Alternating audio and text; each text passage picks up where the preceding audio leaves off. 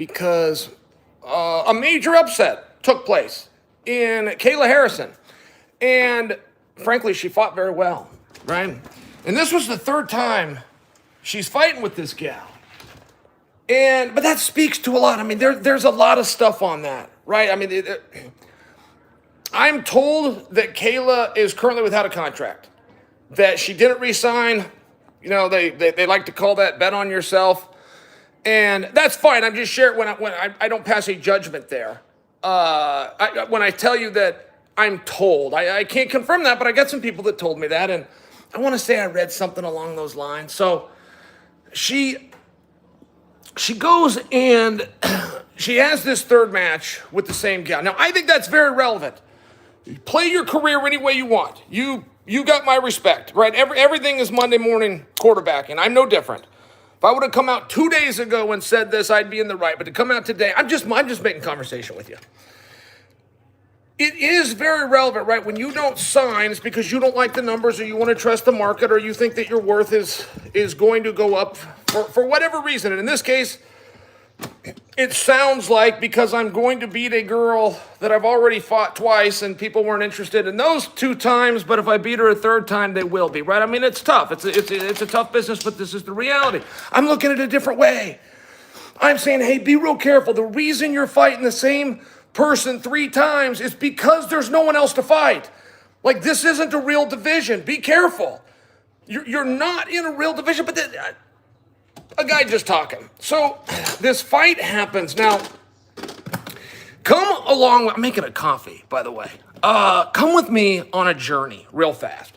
And the journey is this. If you want to study MMA, let's say this becomes a major at an accredited university, and you can study fights that we've seen in the past, and you're going to be an expert. One fight that you would have to study, I mean, it would be a top 5 absolute must-see of all time, is Anthony Smith versus Glover Teixeira.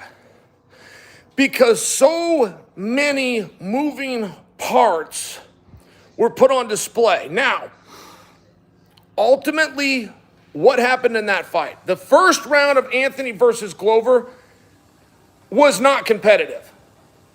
It was very dominant. It went bomb. Anthony Smith, he's moving around. God, he's light on his feet. Oh, he's pumping this jab. He's throwing the cross. I mean, he's really sticking it to him. And I remember watching this going, my goodness, I've never seen Anthony fight like this.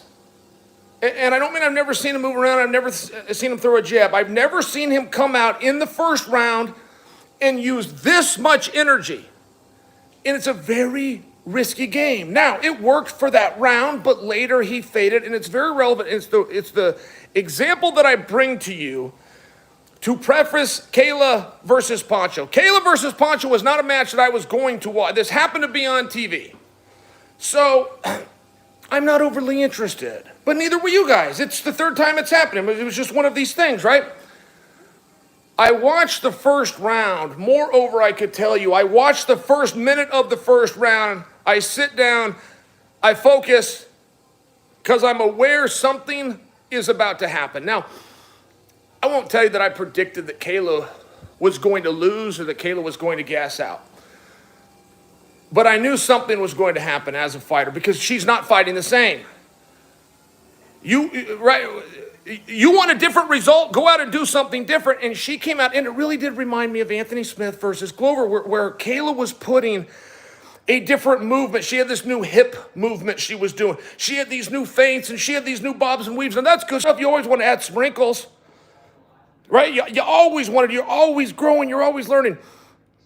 There's a balance. You don't want to be much different between fights. You just don't. Let me give you a great example. I used to train with Brian Stan, and Brian's a really intellectual guy, and he made a comment after a training session. It had to do with wrestlers. He was up here at Team Quest. Everybody's a wrestler.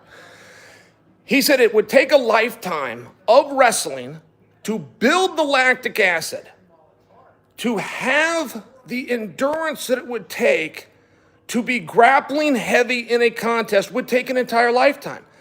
And I just listened. I didn't comment, and I kind of listened. I thought, well, that's an interesting observation. And as time went by, I started to realize how accurate Brian was. Now, I bring that to your conclusion, or I bring that to your attention because it's not just wrestling. If you're going to go out and you're going to be boxing heavy, you better spend a lifetime doing it. If you're going to be kickboxing heavy, if you're going to be Mr. Karate guy out there, no problem. As long as you spend a lifetime doing it, you are not going to get the endurance because you got some guy to hold mitts for you and told you to start shifting your hips and told you to start floating around and bobbing and weaving. If you come out and you do that at a highly exerted level, higher than you're used to, you are going to fade. It's one of those situations where you must take your art and then add other things to it to get to your art. Wrestlers, we punch to get to the clinch. We don't punch to punch. There's a reason, and it leads us to our art, so you can keep your endurance up. So when I watch Kayla in that very first minute of that very first round, I go, wait a minute. This isn't the same girl. Kayla looked better.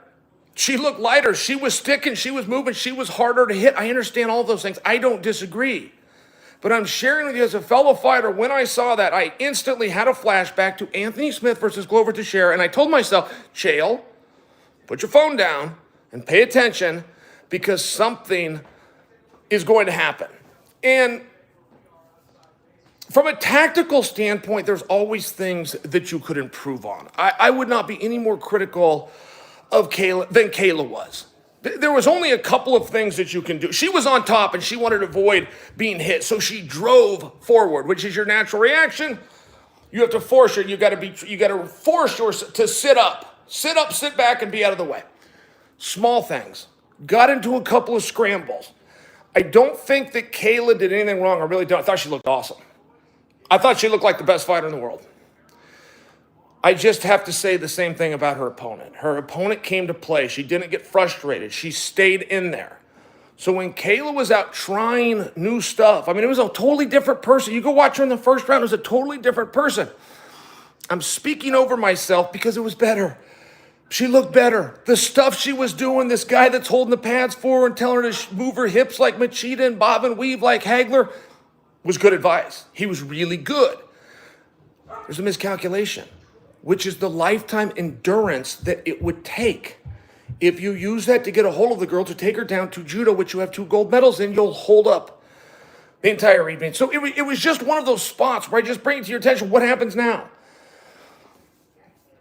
I would suppose they go and fight them a 4th time. Maybe you guys want to see, I don't know. I mean, I don't know. That's up to you guys. I would be curious, though. And I would be curious of the assessments that Kayla made. And I would congratulate Pancho. I mean, she really did a very special job of not being frustrated, not quitting on herself. She was put in some very precarious positions. Alan Goez was in her corner. Now, if you guys are veterans of the sport like me, you'll look at Alan Goez, Alon Goez, as a real legend. This guy knows what time it is. This guy's been doing this sport for a meaningful period of time, but I really do have to say that he had her prepared, particularly with some reversals. Particularly some reversals that kept that momentum going. And these fights are all an endurance contest. You can talk about who's better, and you'll have a way to test that. It's called the first round. The first 5 minutes, you will know who is better. You won't know after that. Everyone's tired and everyone's hurt. You'll see them in the corners and they're hanging and they're dragging. The corner man's trying to pump it up and telling them certain things and dumping water on them. Man, they're gone. They're gone. They're somewhere else. It's survival. It becomes a tough guy contest. So if you can start to scramble, if you can start to win positions, if you can start to win some minutes, and I would just give Pancho credit. And where do they go from here? Right? That's always our question. Like that fight for these athletes, that'll stick with them for their lifetime, and they'll remember, good and bad, they'll remember they worked really hard for, but us as fans, we're scumbags about it, aren't we? We've already moved on. We don't care about what happened last night. We want to know what's going to happen next. And I think it's an interesting spot. Do you run them out there a 4th time? No. Do you have a better idea than running them out there a 4th time? It's not a real division. You fought them 3 times already. Well, you might as well fight them a 4th. But just be aware, if you fight them a 4th, you're going to have to fight them a 5th. There's no one else to fight. It's a tough spot. All right, what do I got here? What the F is going on with your glasses? Oh, yeah. Oh, Chael, stop smoking cigars with Rogan. It's Sunday. I don't smoke cigars with Rogan. All right, trust me when I tell you that. Let's see. Kayla was fighting. Well, you know what you said. I'm not reading that one out loud. R.I.P. Joe Rogan. Yes. I don't completely know what that means. Everything's okay with Joe, right? I was doing one of these one time, and somebody thought they'd be funny and popped on and said a fighter had died. It was chemo. Do you guys remember that? So I start doing, oh my God, I'd never met him, but I'd fight. Oh my God, I'm so sorry to hear him. What a great guy. And I'm so sorry to the family. I start doing this whole routine. By the time I get done, it's headlines everywhere. Okay, that's fine. Somebody told me and we broke the story. But no, it wasn't true. It wasn't true. And it took 2 days to get that out. Apparently, whatever chemo's doing, he's not on the internet following MMA. Two days for us to find out. So you tell me, R.I.P. Joe Rogan. We better not start something here, right? All right, this is amazing. That's nice of you. I love you, Chael. I love you too. Thank you. Dane Pink. Don't know what that means. Big fan. All right, got Dane Pink again. I'm getting the word Dane Pink. I assume somebody's just trying to... Got Dane Pink again. You're trying to hoax me into saying, all right, wait a second. And you succeeded. Wait a minute. I got a question on Kayla here. I'm not repeating that. Quit telling me about... Don't do that. Jake Paul versus McGregor. Somebody just said that. I imagine there's a question somewhere. Timeout, I got nothing on them. Let's discuss McGregor. There's something going around. It's not fair. It's not fair and it's not right. And that is that Conor is planning to use a loophole within USADA's protocol to speed through the process to get to his next fight. No, please don't do that. That is absolutely not true. That is absolutely not a loophole. If you go read USADA's bylaws, there's not many. Like, you don't need to have a complicated and sophisticated legal team. Any one of us could go read it and understand. It's pretty plain. That's not a loophole. It's the rule. What Conor is suggesting that he do is a rule. But it's one of those things that could be open to interpretation, so you would need to go to USADA, make sure that you have the same interpretation of the rule. And Conor chose to come to the media and lay the foundation for what he's going to take to USADA. There was no loophole there. There's just a pretty straightforward interpretation that he's attempting to invoke to speed through the process so we can book a fight. There is nothing salacious about that. All right, we don't care about that. We care about Jones. Jones versus Gane. All right, somebody's told me R.I.P. Joe Rogan. Now you're telling me there's Jones versus Gane. I don't think that that's true. Whoa, Robert, you just gave me $1.99? How does that work? How did I just make $1.90? I mean, I got to answer your question, but you just paid me $1.99. Let me click on this. What does this mean? I've not done one of these before. I don't know that I've done a YouTube live. Somebody gave me $1.99. Chael for president. That's a damn good vote. Hey, I'm sorry, Robert. I saw the $1.99. I don't know what that means. All right, here I got judge. Somebody just gave me $2. I'm really not soliciting your money, but it's a very sweet thing. But hold on. Chael, it's rest day, but I want to work out. No, John, don't do it. Don't do it. You earn those days. I like the term rest day from a dieting standpoint. I used to cut down to 185 pounds. Somebody just gave me 800 euros. I mean, I feel like I got to do something for that. Some people are throwing me money. I feel like I have to do so. What's the deal here? Am I breaking the deal? Am I supposed to read a question or acknowledge it? I'm sorry. It's my first day. $2 from God, I'm going to be rich. I'm going to stick around. Another $2 for Mr. Khan. All right.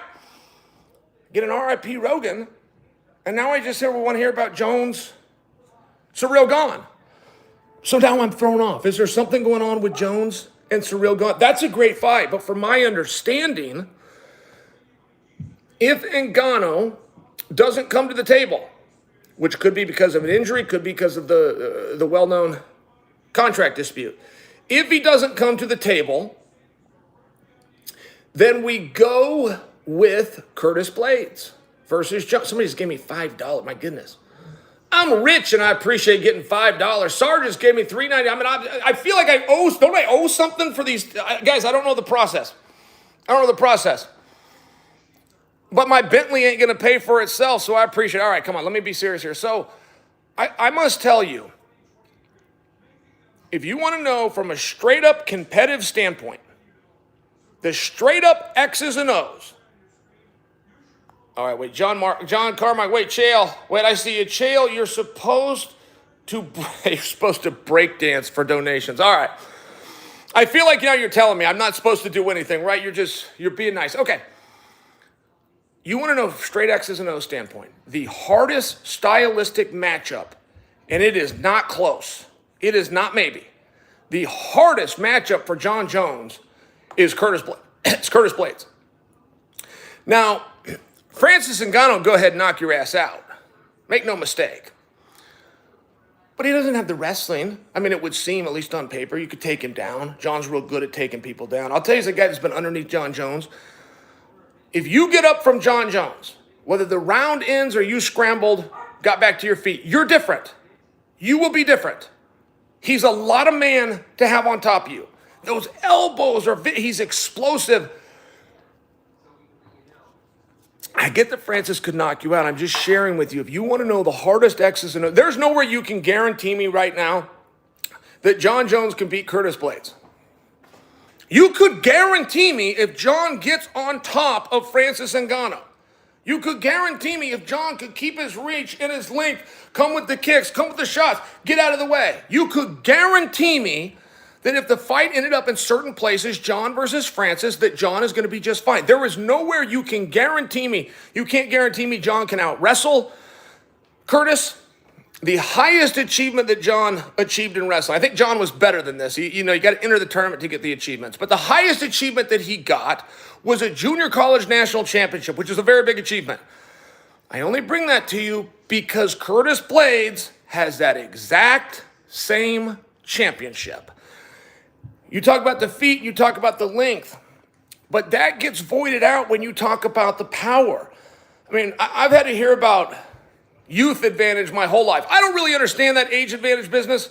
When I was a senior in high school, believe there wasn't a seventh grader walking the lands that I had to worry about. But at some point, you got this tipping point gimmick. Thank you, Ace Bridge. You got this tipping point, right? Well, okay, fine. I mean, history does say this sport favors the youth. That goes to Curtis.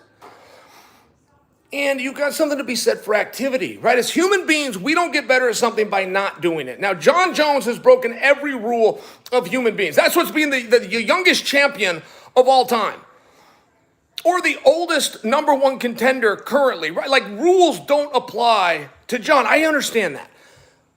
Until they do, right? They don't apply until they do. I don't know that time is now. But I'm looking at a guy that changed his physiology. I'm looking at a guy that's been on the bench for 3 years, and I'm looking at his opponent that has been extremely active in main events, preparing for 5 rounds. I think there's something to be said for it. I don't share for you that tips the equation. I'm sharing for you when you're talking about Jones versus Surreal, I think you want to give a real good look. I don't know that you want to change this. Jones versus Francis is a great idea. Jones versus Blaydes, I think that's your second option. And I don't know how we moved on from Stipe. That story never came out, but Stipe doesn't say much. All right, hold on. I don't know how to stop these. Uncle Chael, can you please find us a seat in the best male leg cross? You know, my back hurts. I got to cross my legs because my back hurts. I know it's a little feminine, by the way. My back hurts. I gotta have one foot up. Like when I'm on an airplane, I got to put my foot up on the seat in front of me. Sometimes again, in front of me, jerk to me. Got to have my feet up. Uncle Chael, an MJF fan. Yes, I am. Yes, I am. For multiple reasons, but one of them that I appreciate the most is how long he can keep character. He doesn't just get a script or a segment down that somebody hands to him.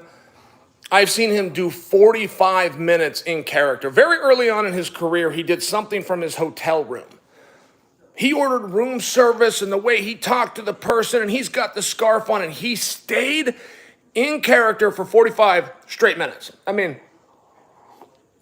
to put that in perspective, Denzel Washington has stayed in for 8 minutes before. Matthew McConaughey stays in for 4 minutes. Steve Carell stayed in for 90 seconds. MJF did it for 45 minutes one time from his hotel room. Hey, Jones actually changed the physiology in the sense of putting on muscle and strength. it looks like he's gotten fat. Yeah, okay, yes, it does. But if you ever meet anyone ever, give a goddamn if the guy's 16, he's getting ready to go through puberty, I don't care if he's 30 plus. If you meet anyone ever that puts on a meaningful amount of size and it's only muscle, you've now met somebody who is on an anabolic steroid. It is not humanly possible to put on size in the form of muscle without also putting on fat. Every bodybuilder in the world will back me up on that. Now, once you get there, you go through your cutting process, you pull the fat off, you hope to keep your calories up, you hope to keep that lean mass. If anybody only does one, which is the muscle, they're on steroids. Chael, why don't you cover Frankie Edwards' retirement if he's your favorite fighter? You know what?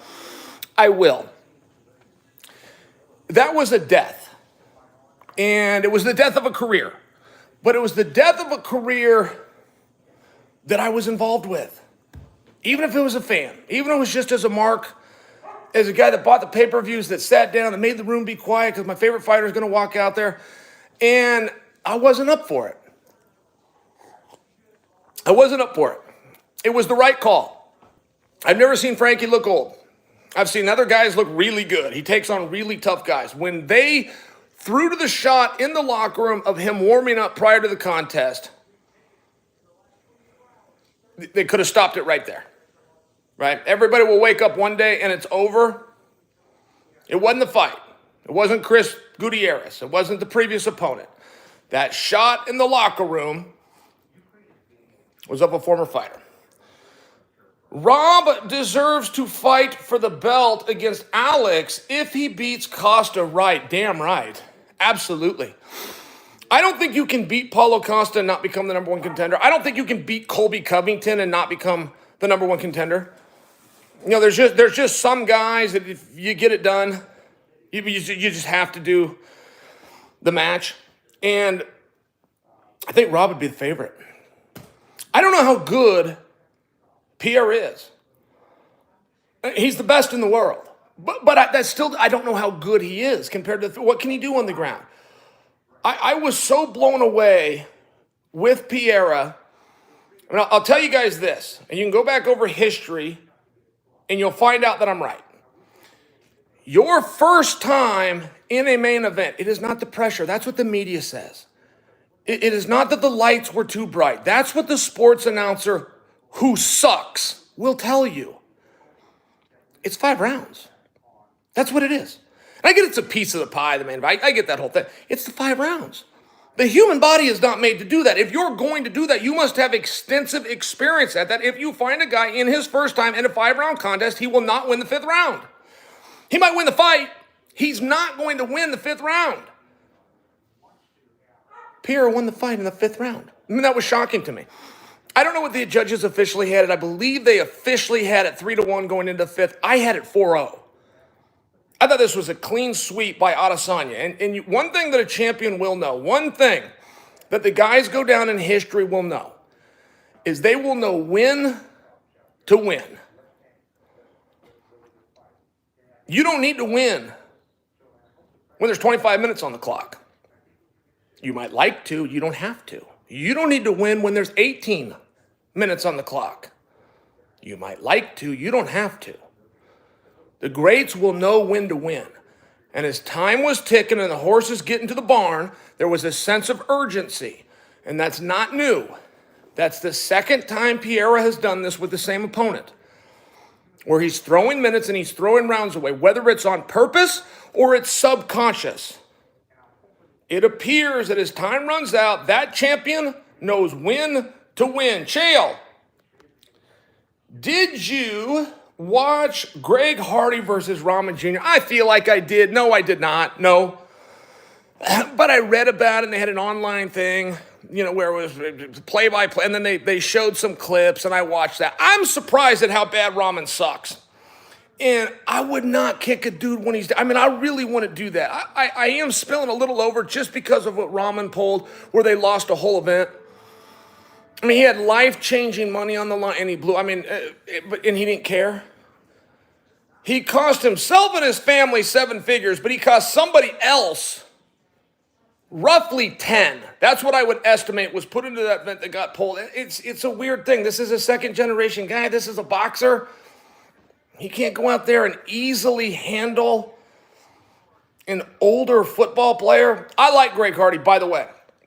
That comes with some controversy, so I like him. I've been around him. I met him. He's been nothing but a gentleman. I'll just share that with you. I'm not calling him an older football player as my way of taking a backhanded shot. I'm being real about the situation. To my knowledge, Greg Hardy has never boxed.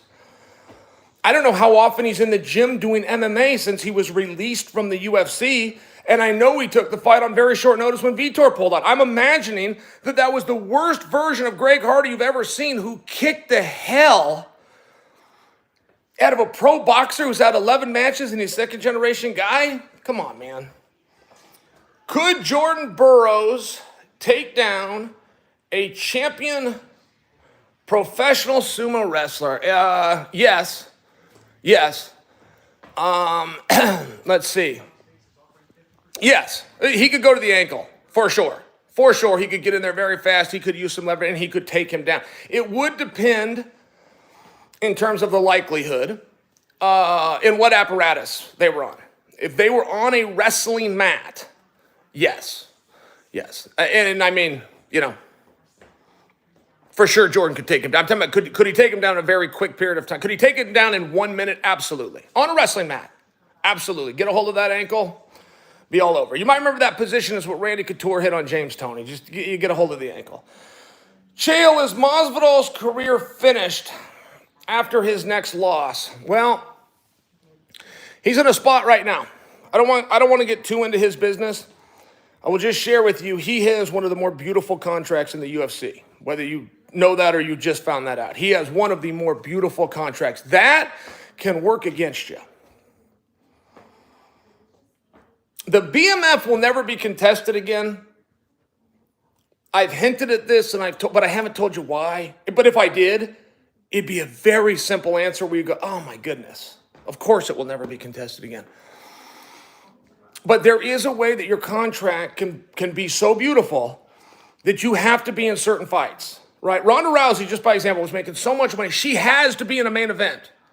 Well, to fight in a main event, she's got to be fighting for a title, and she wasn't the best fighter in the world anymore. So it's just one of these situations where Masvidal's career is not over, but the contract can work against you. Would you say that Alex have fought any of the other top-tier contenders at middleweight that he loses? Well, no, I won't. I don't quite know where Pierre is at. I will tell you, if he was matched up with Paulo Costa, if he was matched up with Marvin Vettori, if he was matched up with Robert Whittaker, I believe DraftKings would have Pierre as the underdog. Which is ironic, right? Adesanya is the favorite against the field. He's already beaten some of them twice. He's getting ready to go a third time over. He would be the favorite against anybody in the field. And I don't know that Pierre would be the favorite against anybody in the field. Would you say that Alex... Oh, it's the same question. I'm sorry. What do you think of Glover turning down the title shot? Well, not so fast. You're right. You were right to say that. But there is a little bit more to it. I mean, Glover said, I'll fight Uncle Lie if I need a month. He's got a different style. I got to prepare for that. They said, well, that doesn't work. Uncle Lieve's the guy, and December 10th's the date. And Glover said, well, okay, I'll fight on December 10th, and I'll do it for the title. I'll do the 5 rounds. I'll do the whole bit. But I'll do it with Blachowicz. And Glover's deal was to fight Prohaska, of which he never reneged. He never pulled out. So there was 3 guys, and Glover was willing to fight all 3, 2 of them, on December 10th. So I can't. You're not wrong, rhetorically. You could say he turned down the fight, but I do feel a little bit of an explanation might be a little fair. Chael, Conor versus Gaethje. Can you do a breakdown? Great fight. Let me ask you a question. No, I can't do a breakdown right now. I can't do a break because I don't know that Conor's coming back at 55. I don't know how much I believe he would come back at 55. And the only thing that I can do is put myself in somebody else's shoes and think about what I would do. If I was an older fighter that's at the end of the road, Whether that's win or loss, I'm only going to do one more. Now, one might mean two. You will not see Conor in the octagon more than 2 times. So I'm just sharing with you, if I was in his position, I was coming off of an injury, I don't know that I want to cut the weight. And if it's not for a title shot, what difference does it make? So I don't know that I buy the idea that he's going down to 55, but I do want to return the question to you. Would you rather see Conor versus Gaethje, or would you rather see Conor versus Chandler? I'm purely curious where the audience pulse is right now. What do you think of Dylan Dennis versus KSI? Caught me off guard. Got no problem for it. I'm all for it. It caught me off guard. When Dylan showed up to that press conference, I thought he was probably supporting somebody. You know, maybe one of his buddies is weighing in. Maybe somebody invited him down. Dylan likes to go and do those things. When it came out the very next day, it was Dylan versus KSI. It caught me off guard. Dylan was rehabbing an injury, and he wanted to get back into grappling. You know, then he started his career in MMA. So to go all the way over to boxing, it was a cool headline for me. I like seeing it. All right, let's see. Good question alert. Dear Lord Chael, as a former fighter and a fairly big guy, which weight class would you now go into with your weight and be a champion? But did I understand that right? Oh, me. I'm the former fighter. You're talking about me. Oh, I thought you were saying you. You were a former fighter, a fairly big guy. I would go. We're playing Fantasyland. I'm not going to fight again. We're playing Fantasyland. I would imagine light heavyweight. I wouldn't turn down an opportunity if one came. And I mean, as a competitive fighter. I don't mean now. As a competitive fighter, but that's the only reason I was ever at heavyweight, man. I was covering a big spread. 85, 205 heavyweight, they were all world champions. Never fought anybody that wasn't a world champion. I didn't think I got my credit for it. I really did it. I thought there should be a little bit of grace in the outcome if you're going around weight class. You guys are saying Conor versus Chandler. Chandler, I do not want to see Conor at all. I don't know that I believe you. I don't know that you believe you. Chandler, we got one. Here's another Chandler. We got one Conor versus Gaethje. Another Chandler, another Chandler. I appreciate you guys answering that question. And I imagine you're good with either. I imagine you're good with either, and you're telling me you ones that said Chandler, you ones that said Gaethje, you slightly prefer it. I think they're all some pretty interesting matchups. I think that Gaethje's way of getting to Conor by dismissing Conor and saying the fight when it happened, like a level of reverse psychology, but it's still something different, right? If everybody in the room is saying the same thing, so you're trying to say it a little bit louder, Gaethje at least has a little bit of a different approach. I think that might get a little bit of attention. Why do you think sumo wrestling as a grappler isn't represented in MMA? It's older than judo, but gets no mention in the sport. Well, you got a few sumo wrestling. You asked me about sumo wrestlers. Why don't they fight in MMA? They tried early on. In fact, Manuel Yarborough was his name. God bless him. I want to say it might be R.I.P. But he was a great big man. I mean, he went about 600 pounds. He went in there. He just couldn't move. In fighting, they will tell you who has the size advantage. Size is a disadvantage. You always want to be the lighter guy. Always. I get that there's a tipping point. They're too big. And what are they going to move? What sumo move are they going to do? I mean, let's say Big John says, okay, get it on. And I go, okay, well, before I get it on, go ahead and hit me with your best technique. And he runs in and grabs my underwear and pushes me against the fence. And then I start fighting like, okay, I'll concede the position. Let's just start up against the fence. Okay. I'd watch Conor, but not convinced that he'd win. All right, is this real? Chael Pete, greatest ever. You got that damn right. Will we ever get Conor versus Nate 3? Yeah, it's possible. It's possible. The Nate thing was very confusing, and Nate has played this very close to the vest. Now, I have never straight up asked him. I've never gone, hey, Nate, I can keep a secret. I'm just curious. Will you tell me what you're doing? I've never done that, and I believe that he would tell me. However, the night that he leaves, we find out that he's going to start his own promotion. And they're going to do everything. They're going to do jiu-jitsu and kickboxing and Western boxing. They're going to do MMA. Then that didn't happen. And Brett Okamoto had reported, hey, within the coming days, Nate Diaz will be filing for a promoter's license. So we're all wondering, well, what state is that going to be in? Probably California, where he's from. Let's wait and see. This will be public information. It never happened. So Conor versus Nate is very much on the table. When Nate becomes a free agent, and he said this himself in his final interview, it 100% could be back in the octagon. Just because they didn't get worked out then, right? Tomorrow's a new day. Chael, thoughts on Conor versus Tony at 170? I don't think they'll make that match. I don't think that's the match they're going to go with. I got to leave it at that. Chael, why is everyone acting like Khamzat couldn't be triple champ today? I don't know that people are acting like that. I don't think that he could be given the opportunity. And what weight class is he? I mean, weighing 178 pounds. He's going to get down to 170? I think so. That's what we're being told. But as recently as this morning on Twitter, he called out Alex Pereira for December 10th, for 2 weeks from now. Pereira is huge. Pereira simply cannot make the weight class on that short of notice. I mean, I'm just sharing with you. I don't think that the opportunity would come. And how do you get the opportunity at light heavyweight? He asked me if he's good enough. Maybe. But I think a few guys have been. We don't know. Tell me somebody was going to stop George St. Pierre. I'll tell you from the practice room, no, they weren't.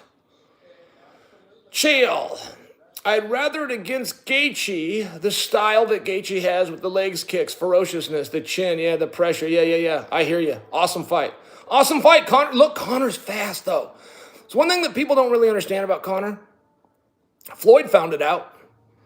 Floyd got clipped numerous times. Eddie Alvarez was a real gentleman when his fight with Conor was over. Eddie told the truth. He talked about how fast he was. Said I had a hard time seeing those shots coming. Uncle Chael, who do you think the most electrifying fighter in the UFC is right now? Israel Adesanya, champion or not? You want to talk about electrifying? You want to talk about interesting? I think it's Adesanya. All right, guys. Chael P's got to jump. This has been great. I appreciate you guys. Remember who you are and what you stand for. And try not to let that get you down.